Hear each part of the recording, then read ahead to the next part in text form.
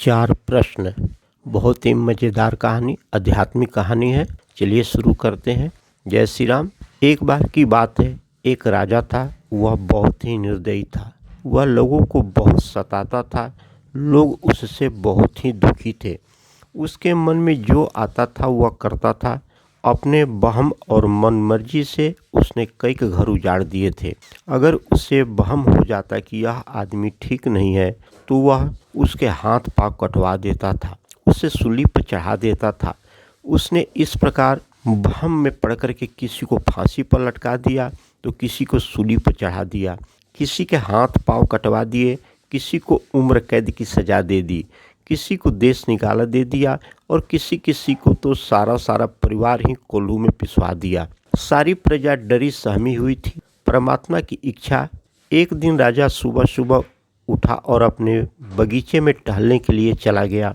बगीचा महल के पास ही था। उसने देखा पश्चिम की ओर से चार हंस आए और आकर के उसके महल के ऊपर बैठ गए। राजा का मन हुआ कि इसके करीब से जाकर के देखा जाए। वह महल के करीब आ खड़ा हुआ और उन हंसों को देखने लगा। इतने में राजा क्या देखता है कि उन हंसों में से एक आदमी की आवाज़ में हंस ने बोला, यहाँ पर है परंतु वहाँ पर नहीं। दूसरा हंस ने कहा, वहाँ पर है परंतु यहाँ नहीं। तीसरा बोला, यहाँ भी नहीं और वहाँ भी नहीं। और फिर अंत में चौथा ने बोला, यहाँ भी है और वहाँ भी है। राजा इनकी बातें सुनकर के बहुत परेशान हो गया। इतनी बातें कहकर के हंस भी उड़ गए। राजा अपने महल में आया परंतु उसे चैन नहीं आ रही थी। उसे हंसों की बातें परेशान कर रही थी। उसने तुरंत अपने वजीर को बुलवा भेजा। वजीर दौड़ता हुआ आया और आते ही कहने लगा, बतलाइए महाराज, मेरे लिए क्या आदेश है। राजा बहुत परेशान था। उसने वजीर को सारी बात बताई कि किस प्रकार चार हंस महल पर आकर के बैठे और उन्होंने यह बात कही और उड़ गए। मुझे समझाओ इन बातों का क्या अर्थ हुआ। अब वजीर भी दुविधा में पड़ गया। उसे भी कुछ समझ में नहीं आ रहा था वह राजा को क्या बताए। वजीर कुछ देर सोच विचार करता रहा और फिर अंत में बोला, महाराज, इसके अर्थ का पता तो पंडित जी से ही लग सकता है। वह अपनी विद्या के बल से इन बातों का भाव बता सकते हैं। मैं आज ही पंडितों को बुलवा करके आपके सामने उपस्थित करता हूँ। यह कहकर के वजीर ने अपनी जान बचाई। राज दरबार सज गया। पंडित जी को बुलाया गया। वजीर ने सारे दरबार में उस सारी घटना को विस्तार के साथ बतलाया जो राजा के साथ घटित हुई थी। पंडित जी को कहा गया कि वह अपनी विद्या से देख करके बताएं कि इन बातों का क्या भाव है, क्या अर्थ है। सारा कुछ स्पष्ट रूप से बताएं कि क्या यह अच्छे संकेत है या बुरे संकेत हैं। पंडित जी ने अपनी सारी पुस्तकों को देखा, लाख यत्न किए परंतु इन बातों के मर्म में कोई जान न सका। उसने डरते डरते राजा से कहा, महाराज, इस काम में कुछ समय लग सकता है। राजा ने पंडित जी को कहा कि मैं तुम्हें 1 महीने का समय देता हूँ।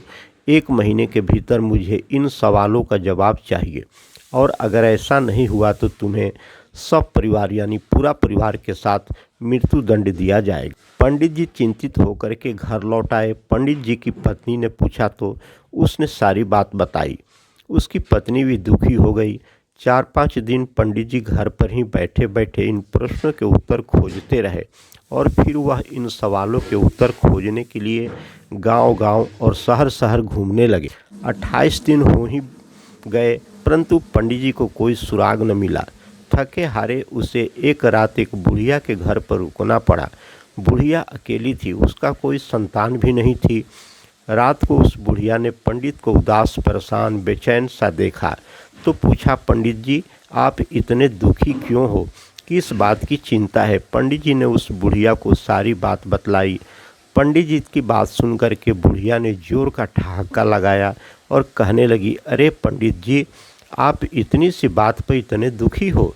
कल ही चलो मेरे साथ अपने राजा के पास, मैं दूंगी उसके इन प्रश्नों के उत्तर। पंडित ने हैरान होकर के पूछा, सच? हाँ हाँ, बिल्कुल सच। मैं आपसे झूठ क्यों बोलूँगी? बूढ़ी ने जवाब दिया। दूसरे ही दिन वह बूढ़ी और पंडित चल पड़े। रास्ते में उन्हें एक वेश्या मिली। बूढ़ी ने उसे भी अपने साथ ले लिया। आगे चल कर के उसे एक साधु मिला। बूढ़ी ने उसे भी अपने साथ ले लिया। कुछ और आगे गए तो उन्हें एक कंजूस सेठ मिला। उन्होंने उसे भी अपने साथ ले लिया। चलते चलते उन्हें एक और सेठ मिला जो बहुत ही दयालु और दानी था। वह भी उसके साथ चल पड़ा। दूसरे दिन राजा का दरबार लग गया। भीड़ इतनी ज़्यादा थी कि लगता था जैसे सारी प्रजा दरबार में आ गई हो। सभी सोच रहे थे कि या तो पंडित जी बच जाएंगे या फिर राजा सारे परिवार को उनके मरवा डालेंगे या सूली पर चढ़ा देंगे। राजा दरबार में आ पहुंचा। सभी ने उसका स्वागत किया।